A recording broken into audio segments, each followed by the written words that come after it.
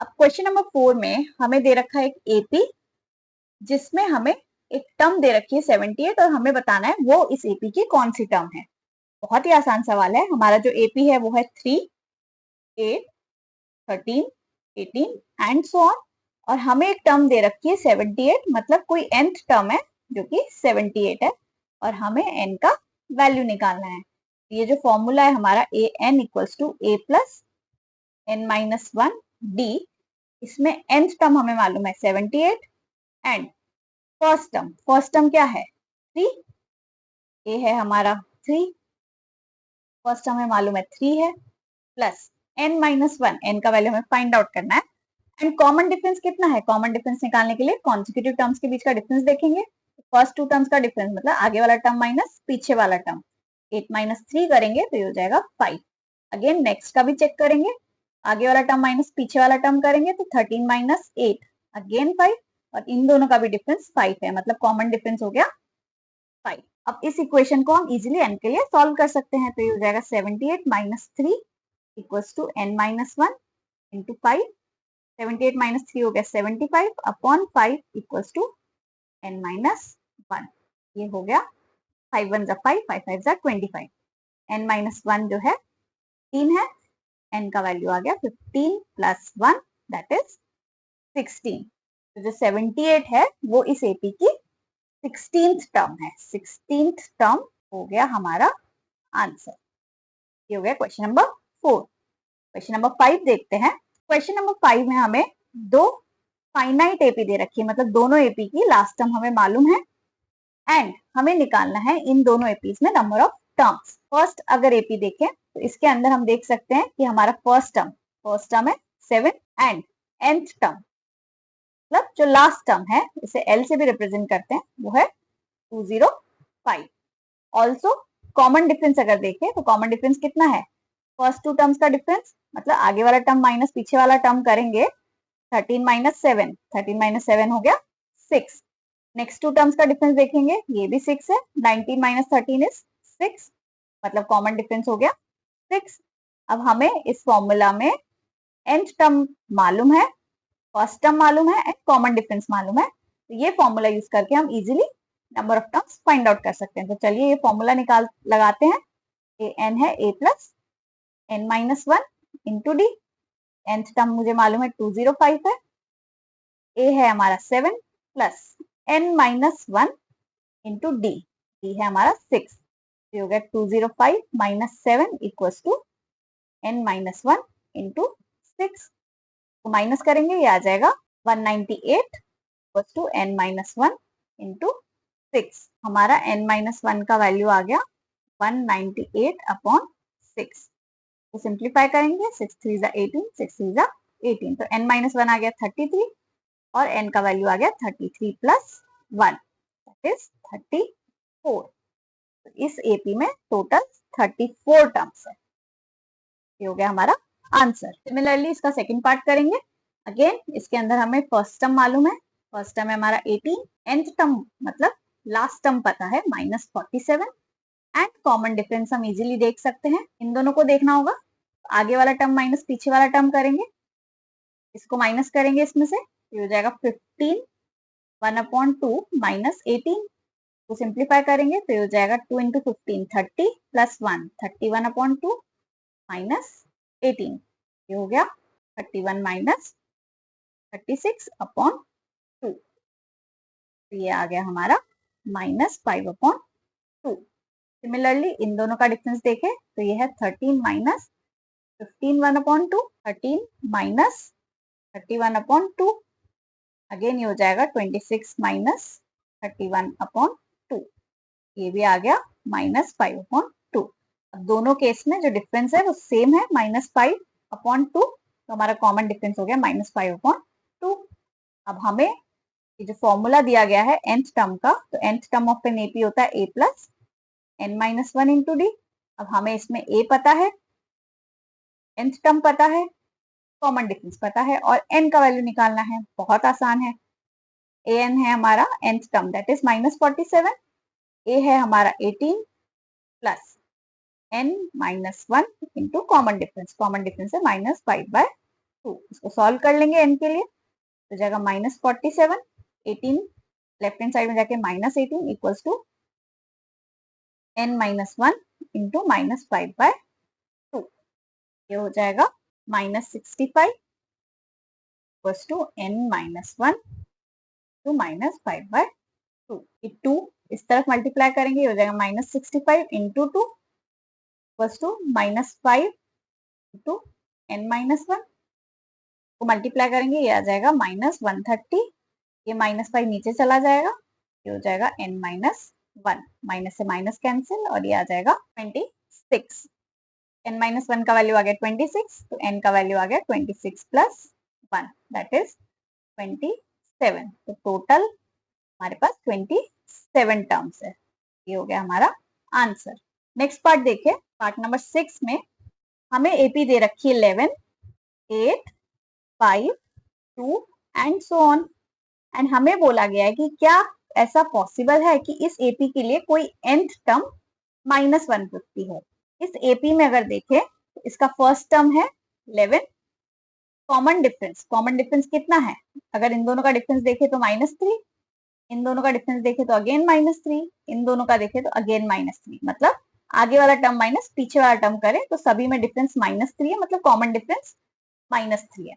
अब इस एपी के लिए हमें फर्स्ट टर्म पता है एंड कॉमन डिफरेंस पता है, और हमसे पूछा गया है कि क्या कोई nth टर्म है ऐसा जिसका वैल्यू -150 हो। तो चलिए हम ऐसा value of n find out करने की कोशिश करते हैं ये फॉर्मूला यूज करके। अगर कोई वैलिड n आता है तो ये पॉसिबल है, अदरवाइज ये पॉसिबल नहीं है। तो हमारा जो फॉर्मूला है वो है an equals to a plus n-1d। इसमें वैल्यूज रख देते हैं, nth टर्म हम -150 मान लेते हैं, a है हमारा 11 प्लस n-1 इंटू d। तो सॉल्व करेंगे, -150 -11 इक्वल्स टू n-1 इंटू -3, ये हो जाएगा -161 इक्वल्स टू -3n प्लस 3, हो जाएगा -161 प्लस 3 इस साइड आएगा तो -3 इक्वल्स टू -3n। ये ऐड हो जाएगा -164 upon -3 equals to n। Minus से माइनस कैंसिल हो जाएगा। अब 164 3 से डिविजिबल नहीं है, मतलब n का वैल्यू आ रहा है एक फ्रैक्शन। अब और n क्योंकि एक नंबर है तो n फ्रैक्शन नहीं हो सकता, तो मतलब n का कोई भी वैलिड वैल्यू नहीं है हमारे पास जिसके लिए nth term of this AP -150 हो। तो हमारा आंसर हो जाएगा no, this is not possible. ये हो गया हमारा आंसर। क्वेश्चन नंबर 7 में हमें बोला गया है कि find 31st term of an AP, मतलब एक एपी का 31st टर्म निकालना है जिसका 11th टर्म 38 है एंड 16th टर्म 73 है। मतलब A11 जो है वो 38 है एंड A16 जो है वो 73 है। A11 मतलब A प्लस n की जगह अगर हम 11 रख दे तो ये हो जाएगा 11 माइनस 1 इंटू डी, तो ये हो जाएगा A plus 10d। A plus 10d का वैल्यू हमें दे रखा है 38 एंड 16th टर्म मतलब A plus 16 minus 1d, n की जगह 16 रख देंगे तो ये हो जाएगा A प्लस 15d, इसका वैल्यू है 73। अब अगर हम इसको इक्वेशन 1 बोल दे और इक्वेशन 2 बोल दे तो हमारे पास दो इक्वेशन आ गई 2 वेरिएबल्स में जिसे हम इजीली सॉल्व कर सकते हैं to get the values of a and d। तो चलिए इन दोनों इक्वेशन को सॉल्व करते हैं जिससे हमें a एंड d का वैल्यू पता चल जाएगा, और एक बार हमारे पास a एंड d का वैल्यू आ गया फिर हम उस एपी का कोई भी टर्म इजीली फाइंड आउट कर सकते हैं। चलिए इसको सॉल्व करते हैं। इक्वेशन 2 माइनस इक्वेशन 1 अगर करें तो ये हो जाएगा a plus 15d equals to 73 minus a plus 10d equals to 38। Minus कर देंगे, a से a कैंसिल हो जाएगा, 15 minus 10 that is 5d equals to 73 minus 38, ये आ जाएगा 35। 5d इक्वल्स टू 35 और d equals to 35 upon 5 that is 7, तो d का वैल्यू आ गया 7।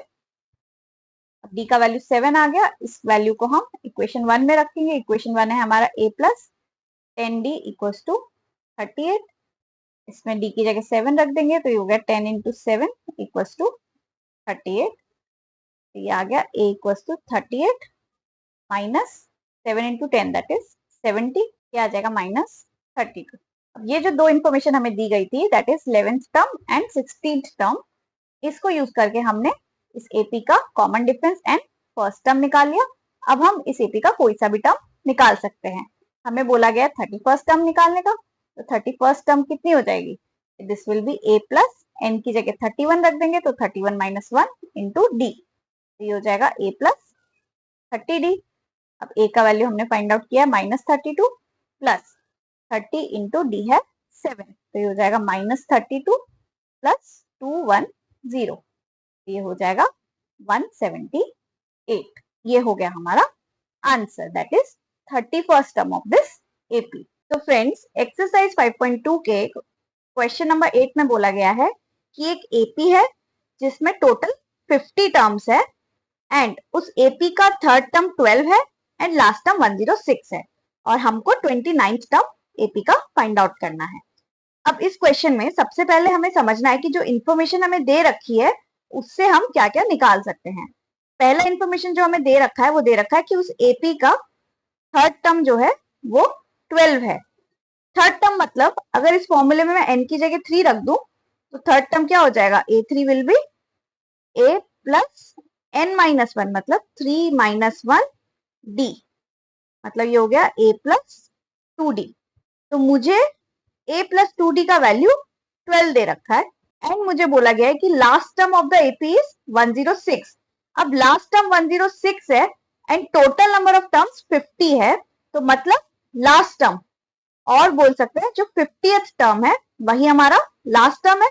तो जो 50th टर्म है वो दे रखा है 106। अब इस फॉर्मूले में अगर n की जगह 50 रख दे तो a50 क्या हो जाएगा, a50 हो जाएगा a plus 50 minus 1 into D, ये आ जाएगा a प्लस 49d, इसका वैल्यू दे रखा है 106। टोटल नंबर ऑफ टर्म्स 50 थे इसीलिए लास्ट टर्म जो है वो 50th टर्म होगा। तो ये इंफॉर्मेशन इनडायरेक्टली दी गई है, आपको यहां से समझना होगा। अब हमें a प्लस 49d का वैल्यू पता है 106 एंड a प्लस 2d का वैल्यू पता है 12, मतलब अगर मैं इसको इक्वेशन 1 बोल दूं एंड इसको इक्वेशन 2 बोल दूं तो हमारे पास दो इक्वेशन है, दो वेरिएबल में। वेरिएबल है हमारे first term and common difference. ये दोनों वैल्यूज अगर मेरी आ गई तो मैं 29th टर्म इजीली निकाल सकती हूँ। इनफैक्ट मैं फिर कोई सा भी टर्म निकाल सकती हूँ। तो ये दोनों इक्वेशन हम सॉल्व कर लेंगे ए एंड डी के लिए। सॉल्व करने के लिए हम यूज करेंगे एलिमिनेशन मेथड जो हमने चैप्टर 3 में पढ़ा था। इसके अलावा आप कोई भी मेथड यूज कर सकते हैं। तो एलिमिनेशन मेथड यूज करने के लिए क्योंकि ए एंड ए दोनों में ए का कोएफिशिएंट सेम है तो मैं इक्वेशन 2 माइनस इक्वेशन 1 करूंगी तो ए एलिमिनेट हो जाएगा। तो इक्वेशन 2 में से इक्वेशन 1 माइनस कर देंगे। इक्वेशन 2 है मेरा a plus 49d equals to 106 and equation 1 है हमारा a plus 2d equals to 12। इन दोनों इक्वेशन को माइनस कर देंगे तो ये आ जाएगा a माइनस a, तो a से a कैंसिल हो जाएगा। 49 माइनस 2 ये हो गया 47d एंड यहाँ पे आ गया 106 माइनस 12 ये हो गया 94। यहाँ से d का वैल्यू आ गया हमारा 94 अपॉन 47, ये हो गया 2। a का वैल्यू निकालने के लिए हम ये d का वैल्यू इक्वेशन 1 में रख देंगे that is a plus 2d equals to 12 में d का वैल्यू 2 रख देंगे। a plus 2 into 2 equals to 12, ये हो गया a प्लस 4 इक्वल्स टू 12 और यहाँ से a का वैल्यू आ गया 12 माइनस 4 दैट इज 8। अब मेरे पास फर्स्ट टर्म आ गया 8 एंड d का वैल्यू आ गया दैट इज कॉमन डिफरेंस आ गया 2 एंड हमें बोला है find the 29th term.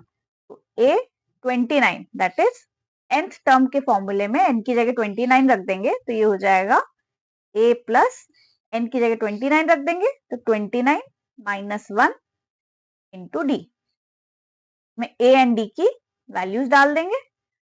a है हमारा 8 plus 29 minus 1 that is 28 into D का वैल्यू है 2, तो हो जाएगा 8 प्लस 56 दैट इज 64। यहाँ से हमारा 29th टर्म आ गया 64, ये हो गया हमारा आंसर।